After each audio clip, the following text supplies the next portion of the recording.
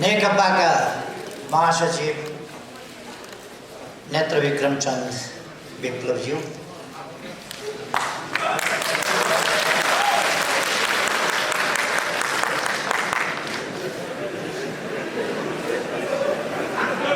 सचिवालयका सदस्य वो प्रधानमंत्री,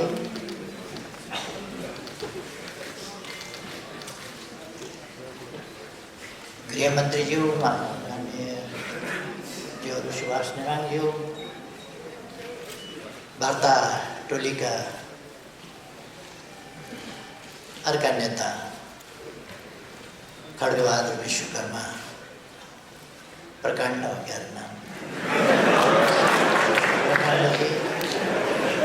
धर्मेंद्र मास्टोला जी, बधाई छ भर्खरै छुटेर आउनु।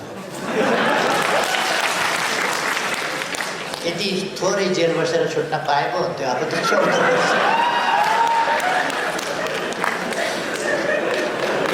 वार्ता टोलीका सम्पूर्ण सदस्य साथीहरू, माननीय मन्त्रीज्यूहरू, नेताज्यूहरू, माननीय सांसदज्यूहरू, काठमाडौँ महानगरपालिकाका मेयरज्यू, दुवै पार्टीका सम्पूर्ण नेता कार्यकर्ता साथीहरू, यहाँ उपस्थित अरू सबै, शान्तितर्फको एउटा ठुलो फड्को, ठुलो सफलतामा खुसी व्यक्त गर्न, खुसी साथमा उपस्थित हुनुभएका साथीहरू, सञ्चारकर्मी मित्रहरू र यो ऐतिहासिक कार्यक्रमलाई विभिन्न सञ्चार माध्यमहरूद्वारा प्रत्यक्ष प्रसारण गरिएको अवलोकन गरिरहनुभएका सम्पूर्ण देश विदेशमा रहेका दिदीबहिनी तथा दाजुभाइ, आज फागुन 21 गते 48 वर्ष आजकै दिन अघि नै साथीहरूले चर्चा गरिसक्नु भएको छ। एउटा नयाँ आन्दोलन, नयाँ एकीकरण, नयाँ सङ्कल्प र नयाँ सपना बोकेर अगाडि बढिरहेका क्रान्तिकारीहरूको 5 जनाको समूहलाई जेलबाट निकालेर जेल सार्ने नाममा जङ्गलमा लगेर हत्या गरिएको थियो। सुखानीको जङ्गलमा रामनाथ दाहाल, नेत्र घिमिरे, वीरेन्द्र राजवंशी, कृष्ण कोइकेल र नारायण श्रेष्ठ। नेपालको इतिहासमा त्यस प्रकारको त्यो एउटा अत्यन्तै क्रूर सत्ताको दमनचक्र आफ्नो नियन्त्रणमा धेरै महिना अगाडि लिएर गिरफ्तार गरिएको ठाउँबाट निकालेर जेल सार्ने नाममा 5 जनाको एकै ठाउँमा हत्या गरिएको नेपालको इतिहासमै त्यो पहिलो घटना हो र त्यस प्रकारको अन्तिम पनि घटना हो। त्यस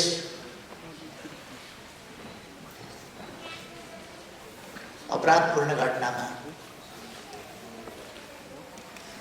मारिनु भई शहादत प्राप्त गर्नुहुने 5 जना अमर शहीदहरूमा आज यस विशेष दिनमा हार्दिक श्रद्धासुमन अर्पण गर्न चाहन्छु।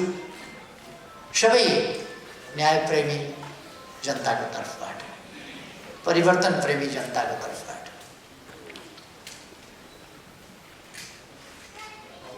यस प्रसङ्गमा मैले एउटा सानो कुरा भन्नुपर्नेछ। त्यसै सिलसिलामा 2029 साल फागुन 29 गते, फागुन 29 साल फागुन 21 गतेको त्यो घटना थियो। त्यसभन्दा केही महिना अगाडि केही साथीहरूलाई गिरफ्तार गर्ने क्रममा एकजना साथी मारिनु भएको थियो, चन्द्रडागी। शहीद विधिवत राज्यले शहीद घोषणा गर्ने कुरामा उहाँको नाम छुटेको थियो। र केही दिन अगाडि मात्रै नेपाल सरकारले उहाँलाई विधिवत शहीद घोषणा गरेको छ। त्यसै गरी त्यस घटनाको केही समयपछि अर्थात् 21 फागुन 2029 को केही पछि रामप्रसाद प्रधानलाई बुधबारे भन्ने ठाउँमा घेरेर घोचिकन हत्या गरिएको थियो। बाँसका भालाहरू बनाएर घोचिकन हत्या गरिएको थियो। उहाँलाई पनि राज्यले शहीदको सम्मान दिएको छ। केही दिन अगाडि म यो पनि जानकारी गराउन चाहन्छु। उहाँहरू लगायत सम्पूर्ण ज्ञात अज्ञात शहीदहरूलाई यस विशेष दिनमा म श्रद्धासुमन अर्पण गर्न चाहन्छु। म नेकपाका महासचिव विप्लवजी उहाँलाई बधाई भन्न चाहन्छु, स्वागत भन्न चाहन्छु र शुभकामना भन्न चाहन्छु। र उहाँले जुन साहसिक कदम चाल्नु भएको छ फेरि एकपल्ट र एउटा ठुलो ऐतिहासिक योगदान गर्नुभएको छ, यसका निम्ति म उहाँलाई राज्यको तर्फबाट र पार्टीको तर्फबाट पनि हार्दिक धन्यवाद गर्न चाहन्छु।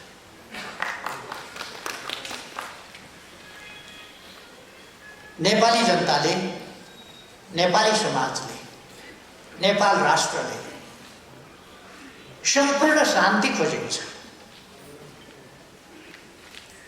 नेपाली जनतालाई चाहिएका कुराहरूमध्ये राष्ट्रियताको रक्षा, स्वाधीनताको रक्षा र सही प्रयोग, राष्ट्रिय अखण्डताको रक्षा, राष्ट्रिय हितहरूको रक्षा, लोकतन्त्रको प्राप्ति, रक्षा र त्यसको सुदृढीकरण एवं प्रयोग, सामाजिक न्याय र समानता, अधिकारसम्म पुग्ने अवसरहरूको प्राप्ति, नेपाली जनताले चाहेको त्यत्तिकै महत्त्वपूर्ण कुरा शान्ति, अर्थात् निर्भय वातावरणमा शान्तिपूर्ण ढङ्गले बाँच्न पाउने सबैको अधिकार, सबैको जीवनको रक्षाको अधिकार, त्यो कुरा प्राप्त गर्ने चाहना या शान्तिपूर्ण समाजको चाहना नेपाली जनताको चाहना। सुशासन होस् देशमा, भ्रष्टाचारको अन्त्य होस्, विकासका प्रयासहरू योजनाबद्ध ढङ्गले गतिशील ढङ्गले अगाडि बढोस्, नेपाली जनताको चाहना त्यही हो। र हामी सबैले देखेको सपना, हामी सबैको साझा राष्ट्रिय आकांक्षा समृद्ध नेपाल, सुखी नेपाल। यो समृद्ध नेपाल बनाउनका लागि शान्तिपूर्ण वातावरण चाहिन्छ, लोकतान्त्रिक प्रणाली चाहिन्छ, जनता अधिकार सम्पन्न भएर जनताले हक अधिकार र अवसरहरू प्राप्त गरेर सचेत, सङ्गठित, सुदृढ जनशक्ति गतिशील ढङ्गले राष्ट्र निर्माणको बाटोमा अगाडि बढ्ने वातावरण चाहिन्छ। यिनै चिजहरू प्राप्ति गर्ने सन्दर्भमा, यो वातावरण प्राप्त गर्ने सन्दर्भमा आज एउटा ऐतिहासिक काम भएको छ। अन्तिम किस्तामा नेपाल शान्तिपूर्ण युगमा प्रवेश गरेको छ।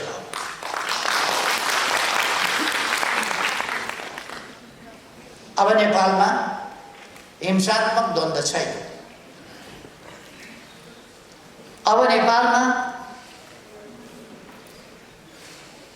हिंसात्मक बाटो र हिंसात्मक आन्दोलनको कार्यदिशा कसैले पनि अवलम्बन गरिरहेको छैन। अर्थात् नेपाल शान्तिपूर्ण देश हो र यहाँ शान्ति छ। आजको निष्कर्षको ठुलो उपलब्धि, आजको कामको ठुलो उपलब्धि त्यही हो। अब नेपालमा द्वन्द्व छैन, हिंसात्मक द्वन्द्व छैन र शान्ति छ। केही दिन अगाडि मात्रै शान्तिको प्यारामिटरमा नेपाल संयुक्त राष्ट्र सङ्घीय मूल्याङ्कनमा नेपाल केही दिन अगाडि मात्रै धेरै विकास गरेर अगाडि बढेको थियो र धेरै देशहरूभन्दा अमेरिका, चीन, पाकिस्तान, भारत, श्रीलङ्का आदि देशहरूभन्दा शान्तिको मापदण्डमा नेपाल धेरै अगाडि बढेको थियो। त्यो तथ्याङ्क आएको थियो। भरे बेलुका संयुक्त राष्ट्र सङ्घले मूल्याङ्कन गर्ने हो भने कसरी गर्ला झन् साहब? यसअघि नै नेपालको शान्तिको स्थिति, त्यसको प्यारामिटर धेरै माथि थियो भने अबको प्यारामिटर के होला? अब धेरै माथि पुगेको छ। यसका लागि म विप्लवजीलाई धन्यवाद भन्न चाहन्छु। यस योगदान उहाँले एउटा कदमबाट नेपाली जनताको मन धेरै जित्नु भएको छ। एउटै कदमबाट, यसै कदमबाट। र यो साहसिक कदम हो। जोसुकैले एउटा कार्यदिशा, एउटा बाटो समातेर हिँडिरहेको ठाउँमा कार्यकर्तालाई मोड्न सक्दैन। फेल हुन्छन् त्यसमा। तर उहाँ त्यसमा सफलतापूर्वक, यो फोर्स ल्यान्डिङ होइन, क्र्यास ल्यान्डिङ पनि होइन, यो सेफ ल्यान्डिङ बहुतै राम्रो ढङ्गले यसलाई अरू सफलतापूर्वक अगाडि बढाउने सम्भावनाहरूको बाटोमा, सपनाहरूलाई पुरा गर्ने अझ प्रबल सम्भावनाहरूको बाटोमा उहाँले योगदान गर्नुभएको छ। अघि नै डाक्टर राजन भट्टराईले भनिसक्नु, एक दिन अगाडि, हिजो अस्ति कुन दिन, रातारात भनेको मैले पढेको थिएँ। रातारात रातारात होइन, यो वर्षौँदेखि हाम्रो वार्ता चलिरहेको थियो। वार्ता गर्दा यति हो, हामीले नगरा बजाएर वार्ता गरेनौँ। वार्ता झैँ गऱ्यौँ। जस्तो वार्ता भन्ने चिज हुने गर्छ त्यो गम्भीरताका साथ वार्ता गऱ्यौँ। यसको थालनी, यस विश्वासको थालनी कति 8-10 वर्ष भयो होला। विप्लवजी र म भेटेर गम्भीर कुरा गरेका थियौँ। हामीले केही घन्टा नै कुरा गरेका थियौँ, बहुतै गम्भीरताका साथ नेपालको राजनीतिको सम्बन्धमा। र मेरो उहाँप्रतिको विश्वास र उहाँको म प्रतिको विश्वास सायद त्यसै समयदेखि, त्यसै वार्तादेखि एउटा जग मजबुत हुँदै आएको थियो र त्यो आज आइपुगेर यस ठाउँमा पुगेको छ। वार्ताको बेहोरा तपाईँहरूले सुन्नुभयो। छोटो छ, 3टा पदा। 3टा पदा काफी हो।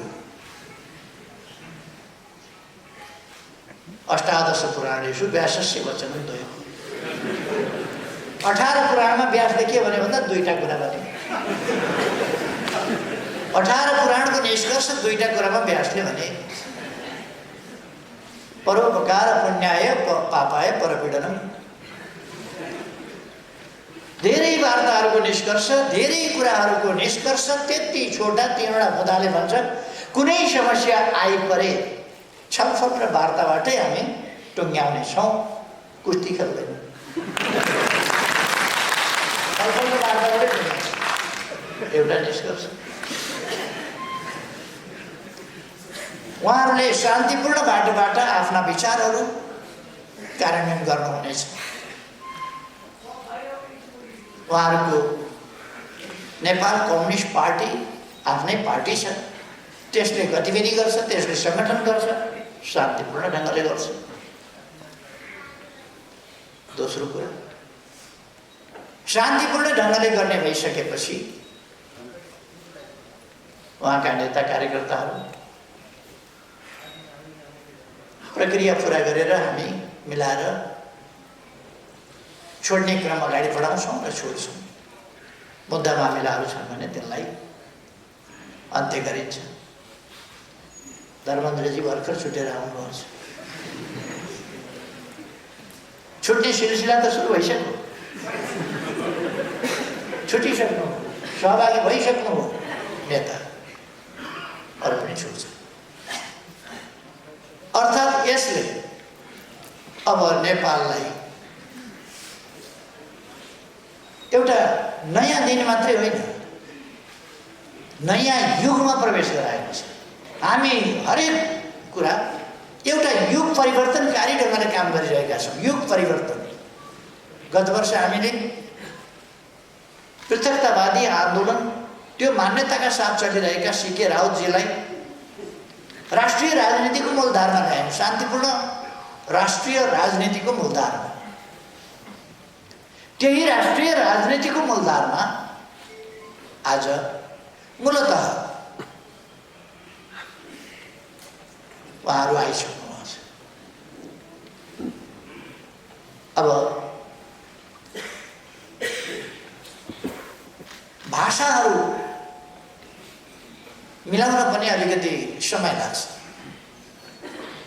जानेरै पनि मैले अङ्ग्रेजी बोलेँ भने अङ्ग्रेजीले बोले जस्तो हुँदैन, नेपालीले बोले जस्तै हुन्छ। अङ्ग्रेजले नेपाली विशेषज्ञता हासिल गरे हुन्छ, तर बोल्ने बेलामा नेपालीले जस्तो बोल्न सक्दैन। मैले एउटा राम्रो नेपाली जानेको अङ्ग्रेजीले गीत गाएको सुने, तिम्रो बाउ मेरो बाउ माछा मार्न खायो। राम्रो नेपाली जानेको थियो, तर गाउँछेले तिम्रो बाउ मेरो बाउ माछा मार्न खायो। किनभने त्यो नेपाली जिब्रो उसले समाउन सक्दैन। मैले अङ्ग्रेजी गीत गाएँ भने पनि त्यस्तै हुन्छ, कोही तिम्रो बाउ मेरो बाउ भने जस्तो। त्यसो भएर एक्सप्रेसनका तरिकाहरू, अभिव्यक्तिका तरिकाहरू, प्रयोग गर्ने भाषाहरू, भाषाका शैलीहरू ती एकीकृत हुन केही समय लाग्छ। तपाईँहरूले सेती नदी र त्रिशुली नदी मिसिएको देख्नुभएको छ होला। गाईघाट भन्ने ठाउँमा मुङलिङभन्दा अलिक पर बाटोबाट हिँड्दा अलिक तलसम्म सेतीपट्टिको धार सेती सेती सेती सेती जस्तो देखिएको हुन्छ, त्रिशुलीपट्टिको धार त्रिशुली त्रिशुली देखिएको हुन्छ। अलिक पर पुगेपछि न सेती न त्रिशुली, सबै एउटै त्रिशुली। यो एउटा सिलसिला हो, एउटा प्रक्रिया हो। हामी एउटै उद्देश्यमा छौँ, समृद्ध नेपाल, सुखी नेपाल। नेपाल समृद्ध हुनुपर्छ, स्वतन्त्र अस्तित्व सहितको स्वाधीन र स्वाभिमानी नेपाल, शान्तिपूर्ण र समृद्ध नेपाल, एउटा सभ्य र आधुनिक नेपाल जहाँ सबै उपलब्धिहरू, राष्ट्रका उपलब्धिहरू, प्रतिफलहरूमा न्यायोचित हिस्सेदारी पाएका, सामाजिक न्याय र समानताको उपभोग गरिरहेका जनता सुखपूर्ण ढङ्गले बाँचिरहेका जनता भएको नेपाल हाम्रो आकांक्षा त्यही हो।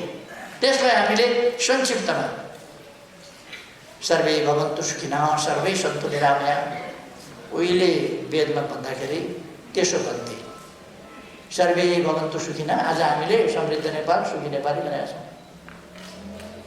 मानव जातिको परम इच्छा के हो भन्दा शान्तिपूर्ण, भयरहित, समृद्ध, जैविक र मानवीय आवश्यकताहरूको परिपूर्ति भएको एउटा समाज, सभ्य समाज, सुरक्षित र अधिकार प्राप्त, सम्मानजनक जीवन जिउन पाउन सक्ने समाज, त्यो चाहन्छ मानिसले, त्यही प्राप्त गर्नुपर्दछ। हाम्रा पूर्वजहरूले त्यही भने, सपनाहरू बाँकी रहे। आज ती सपनाहरू पूरा गर्ने माध्यम, त्यो बाटो, त्यो तरिकाहरू विभिन्न अनुभवहरूबाट गुज्रिँदै आएर हामी एउटा ठाउँमा पुगेका छौँ र ती सपनाहरू पूरा गर्ने प्रयासमा जुटिरहेका छौँ। दुनियाँका आन्दोलनका, सामाजिक परिवर्तनका, उतार चढावका इतिहास थुप्रै प्रकारका छन्। राष्ट्रिय मुक्ति आन्दोलनका इतिहास छन्, जनताका मुक्ति आन्दोलनका इतिहास छन्, जनताले हतियार उठाएका दृष्टान्तहरू छन्, शान्तिपूर्ण ढङ्गले गरिएका परिवर्तनका दृष्टान्तहरू छन्, चरम दमन र त्यसबाट सिर्जना भएको बलिदान र यातनाका कुराहरू छन्। तिनका निम्ति तयार भएर देशका निम्ति, मानव जातिका निम्ति, मानव समाजको सुखी समाजको स्थापनाका निम्ति जीवन आहुति दिन तयार हुने बहादुरहरूका बलिदानपूर्ण गाथाहरूका इतिहास छ। यी सबै इतिहासबाट मानव समाज गुज्रिएको छ। परिवर्तनका प्रयासहरू, विकास निर्माणका प्रयासहरू, समृद्धिका प्रयासहरू, यी सबै प्रयासहरूको अन्तिम निष्कर्ष सुख प्राप्ति। यी विभिन्न अनुभवहरू छन्। यति बेला हामीले कसैलाई कम देखाउने, कसैलाई गलत देखाउने, कसैलाई सही देखाउने, कसैलाई होचो देखाउने, कसैलाई अग्लो देखाउने समय होइन। हामी एकताबद्ध भएर नेपाललाई एउटा समृद्ध नेपालको रूपमा अगाडि बढाउने समय हो। त्यसमा हाम्रा पूर्वजदेखिका योगदानहरूलाई कदर गर्दै, अनुभवहरूलाई समेट्दै अगाडि बढ्ने समय हो। आज जुन घटना घटेको छ, जुन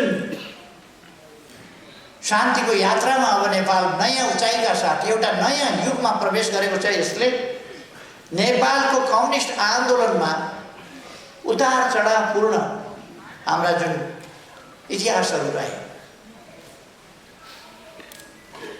मैले पनि 50 वर्ष अघि यही आन्दोलन, यस्तै आन्दोलन, उहाँहरूले जस्तै जस्तै आन्दोलन गरेका थियो र मेरो पार्टीले विधिवत रूपमा 40 वर्ष अगाडि एउटा निर्णयबाट, त्यसबेला यस्तो सभा गर्ने समय थिएन, तर 40 वर्ष अगाडि हामीले शान्तिपूर्ण राजनीतिको बाटोलाई अङ्गीकार गरेका थियौँ। हामीले छोडेको 29 सालको अन्तिमतिरै हो, 30 सालमै हो छोडेको लगभग, तर त्यसलाई पुरा एडप्ट गर्न, त्यसमा एडजस्ट हुन 7 वर्ष अरू लाग्यो। त्यो रूपान्तरण, त्यसबाट एउटाबाट अर्कोमा जान सजिलो छैन। तर यस परिघटनाले, आजको उपलब्धिले विश्वकै कम्युनिस्ट आन्दोलनलाई कसरी कम्युनिस्ट आन्दोलनले शान्तिपूर्ण ढङ्गले समाज परिवर्तनको अगुवाई गर्न सक्छ, नेतृत्व गर्न सक्छ र सार्थक सफलता प्राप्त गर्न सक्छ। विभिन्न प्रकारका प्रतिक्रियावादी शक्तिहरूका जाल झेल टिक्णम, हमला र दमन सबैलाई पराजित गरेर अगाडि बढ्न सक्छ। कसरी अनेक प्रकारका उतार चढावहरू, ती सबैलाई कसरी झेल्न सक्छ। र हामी असल मनसायका साथ अगाडि बढ्यौँ भने कसरी नजिकै जान सक्छौँ, त्यो कुराको एउटा दृष्टान्त बनेको छ। हाम्रो सफलता, हाम्रो तरिका, यी कुराहरू विश्व कम्युनिस्ट आन्दोलनका लागि दृष्टान्त, यी सफलता।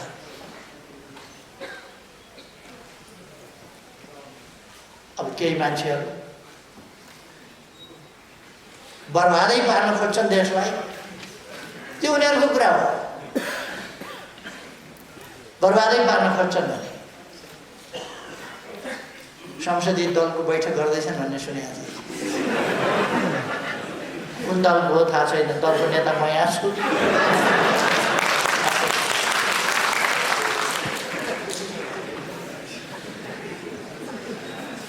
उहाँहरू लाग्नु भएको छ मरि मेटेर।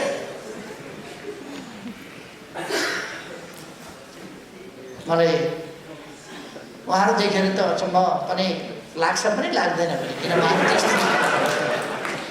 त्यस्तै हो। त्यस कारण अचम्म पनि लाग्दैन। अचम्म के लाग्छ भने यति साह्रो, यति नग्नताको पनि यो हद, आफ्नो 2/3 फोडेर छोड्ने, भाँडेर छोड्ने, भत्काएर छोड्ने, आफ्नो प्रधानमन्त्री हटाएर छोड्ने, किस्तीमा प्रधानमन्त्री लिएर खाइदिनुहोस् न, खाइदिनुहोस् न,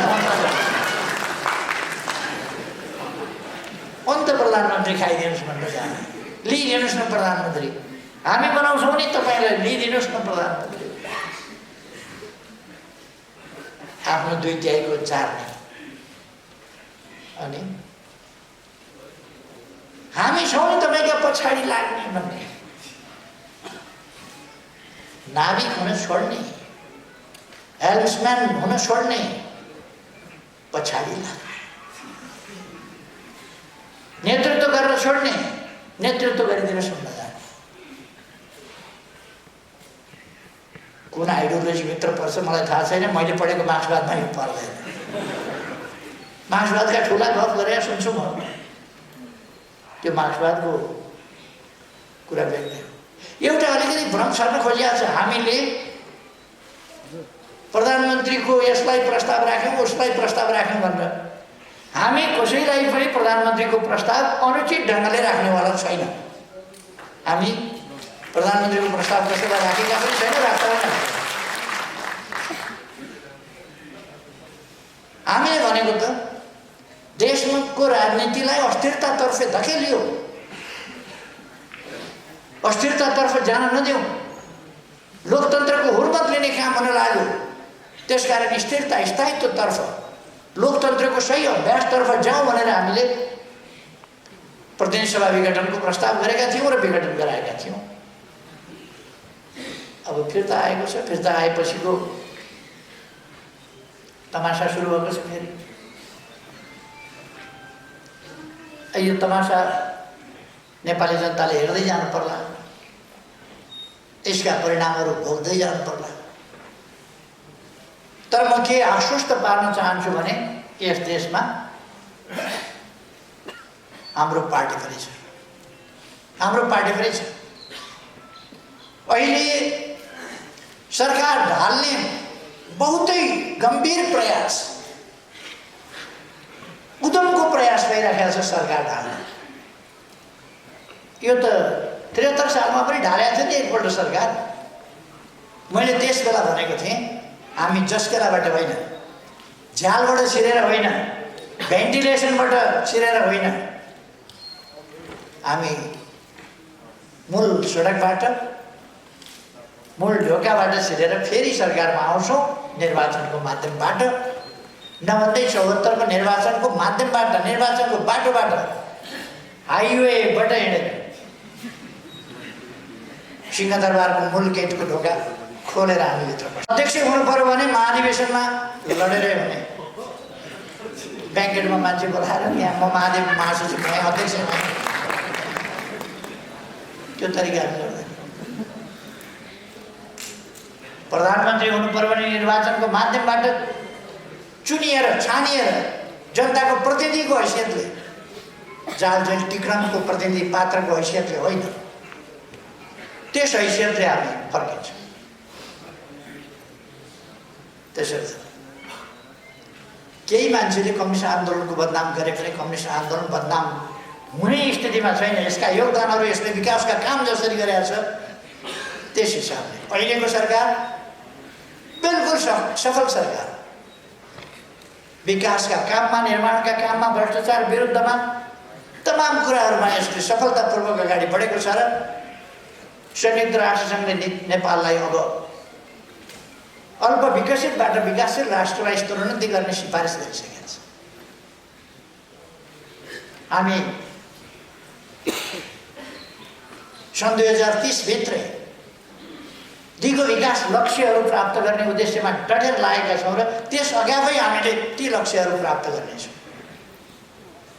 ठुल्ठुला विकासका आयोजनाहरू, युगान्तकारी आयोजनाहरू, ठुला परिवर्तनका आयोजनाहरू मैले हिजो मात्रै पनि 1,85,000 बिघा जमिन सिँचाइ गर्ने, तराईमा सिँचाइ गर्ने, सुनकोशी मरिन डाइभर्सन, 31 मेगावाट विद्युत निकाल्ने त्यस आयोजनाको शिलान्यास हिजो मात्रै गरेर आएर 5 वर्षभित्र बारा, पर्सा, रौतहट, सर्लाही, महोत्तरी र धनुषाको केही भाग समेतका 1,85,000 बिघा जमिन 5 वर्षभित्र हामी सिँचाइ गर्छौँ। मैले भन्नु पर्दैन, एकै दिन 109वटा अस्पतालको शिलान्यास गर्छु यो सरकार। अस्तिका दिन मात्रै मैले 132वटा घर जमिन समेत घर बनाएर भूमिहीन जनतालाई दिने कार्यक्रमको शिलान्यास गरेर आएँ। झापामा 37वटा घर नयाँ निर्माण गरेर वितरण गरेर आयो अस्तिका दिन। 16 गते 31वटा पुल, सडक पुल एकै दिन शिलान्यास गरेर म आएँ। 5वटा सडक पुलहरू तयार भइसकेका 3वटा उद्घाटन गरेर आएँ। 1 हप्ताभित्र हामीले महाकालीको दैजी, कञ्चनपुरको दैजीदेखि झापाको दमक लखनपुरसम्म ठुल्ठुला औद्योगिक क्षेत्रहरूको शिलान्यास गऱ्यौँ। एउटा विवादको कारणले रहेको थियो, आज शिलान्यास भयो। केही विकास विरोधी तत्त्वहरूले त्यहाँ वितरणा बचाउने, ढुङ्गामुढा गर्नेदेखि लिएर कार्यक्रम बाँड्ने, विकासको निम्ति त्यो औद्योगिक क्षेत्रको स्थापना हुन नदिने प्रयासहरू गरे थिए कपिलवस्तु रूपन्देही। तर विकासका कामहरू अगाडि बढेका छन्, तीव्र गतिले अगाडि बढेका छन्। म आज त्यस सन्दर्भमा जान चाहन्छु, त्यतापट्टि जान चाहन्छु। हाम्रो राष्ट्र निर्माणको अभियान, विकासको अभियान, सुशासनको अभियान, भ्रष्टाचार विरुद्धको अभियान कति सफल र सशक्त ढङ्गले हरेक क्षेत्रमा अगाडि बढेको छ भन्ने कुरा शान्तितर्फको हाम्रो अभियानको, हाम्रो यात्राको यस सफलताले पनि देखाउँछ। मैले अघि नै भने नेपाल एउटा शान्तिको नयाँ युगमा प्रवेश गरेको छ। त्यसका निम्ति म नेपाल कम्युनिस्ट पार्टीलाई धेरै धेरै धन्यवाद भन्न चाहन्छु र त्यसका महासचिव नेता नेत्रविक्रम चन्द्र विप्लव उहाँलाई धेरै धेरै धन्यवाद भन्न चाहन्छु। यस खुला परिवेशमा र शान्तिपूर्ण राजनीतिको यस राष्ट्रिय राजनीतिको मूलधार उहाँलाई स्वागत गर्न चाहन्छु। मलाई विश्वास छ यस राजनीतिमा पौडी खेल्न विप्लवलाई आउँछ।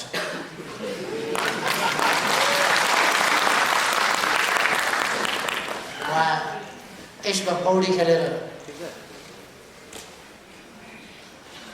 सफलताका साथ अगाडि बढ्नुहुनेछ मैले विश्वास लिएको छु र मैले सुरुमा पनि भने म उहाँलाई हार्दिक शुभकामना भन्न चाहन्छु सफलताका लागि। उहाँको यो नयाँ कार्यदिशा उहाँलाई सफलता प्राप्त होस्, धेरै धेरै शुभकामना भन्न चाहन्छु। वार्ता टोलीले अथक मेहनत गरेका छ। गृहमन्त्री रामबहादुर थापा बादलज्यू, खड्गबहादुर विश्वकर्मा, प्रकाण्डजी, डाक्टर राजन भट्टराई जी र दीपकजी, उहाँहरूको प्रयास, लचिलापन र नेतृत्वसँगको सघन सम्पर्कमा रहेर जसरी वार्तालाई कुशलतापूर्वक अगाडि बढाउनु भयो र सफलतामा पुर्याउनु भयो, यसका निम्ति वार्ता टोली विशेष धन्यवादको पात्र छ। म उहाँहरूलाई धन्यवाद दिन्छु। यसबीचमा यस काममा योगदान पुर्याउने साथीहरू, प्रत्यक्ष परोक्ष प्रकट अप्रकट विभिन्न ढङ्गले योगदान गर्ने साथीहरू सबैलाई, विभिन्न क्षेत्रहरूलाई, पक्षहरूलाई सबैलाई पनि हार्दिक धन्यवाद दिन चाहन्छु। र यो एउटा खुसीको दिन, एउटा युग परिवर्तनको दिन, एउटा महान सफलताको दिन, कसैले पनि नहारेको र सबैले जितेको, देशले जितेको दिन। यस दिनलाई सार्थक बनाउन योगदान गर्ने मुख्य नेताहरू लगायत सबैलाई म फेरि एकपल्ट धन्यवाद भन्दै आफ्नो भनाइ टुङ्ग्याउँछु।